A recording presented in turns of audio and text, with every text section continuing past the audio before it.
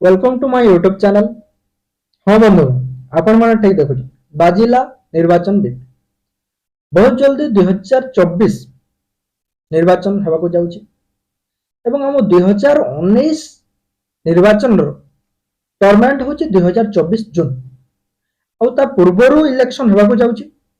एवं इलेक्शन पूर्वरु हमर code of conduct लागू होची। आपण माने जानि जंदी कोड ऑफ कंडक्ट लागू होगा पर सरकारी स्तर रे कोनोसी नूतन पदवी बा कोनोसी नूतन कारुकार्य उद्घाटन करा जाए नाही एवं एते पई हमर ओडिसा रो सब राजनीतिक दल सरगरम हो गले एवं निज निज क्षेत्र रे समाने कार्य आरंभ कले एवं एही थरो 2024 इलेक्शन अनेक गुडी पुरखानता पई शेष निर्वाचन हेबाकु जाउची। ओके एवं ए नेता मानक आपण माने देखुथबे एमानक पई होची 2024 निर्वाचन शेष निर्वाचन एवं ए 2024 निर्वाचन मुख्यतः चारोटी राज्य रे विधानसभा निर्वाचन हेबो एवं अनेक गुडी राज्य रे लोकसभा निर्वाचन पई भोटदान करा जे जेउ चारोटी राज्य रे 2024 विधानसभा निर्वाचन हेबो से राज्य गुडी कहला ओडिशा, आंध्र प्रदेश, अरुणाचल प्रदेश, सिक्किम। ओके एवं हम ओडिशा रे बहुत जल्दी हमर कोड ऑफ कंडक्ट लागू होबा जाउची आउ ए 2024 निर्वाचन पाए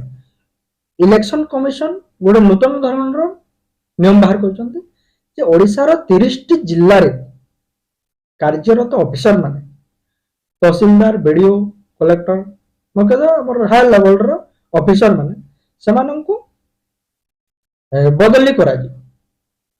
जे माने लगातार भाବରେ गोटे जिल्ला रे 3 वर्ष कार्य करूछन्ती समानंको अन्य जिल्ला को बदली करा जो एवं नियुक्ति कराई कारण जे माने गोटे जिल्ला रे लगातार भाବରେ काम करूछन्ती समान होयता निर्वाचन क्षेत्र रे कोनसे बाध विवाद आनी पारंती तेणु से बदली कर एवं कथा है आदर्श आचरण संहिता। आदर्श आचरण संहिता बोले कौन यह इलेक्शन संपर्कित नियमावली यही नियम लागू होगा पर कौन से दल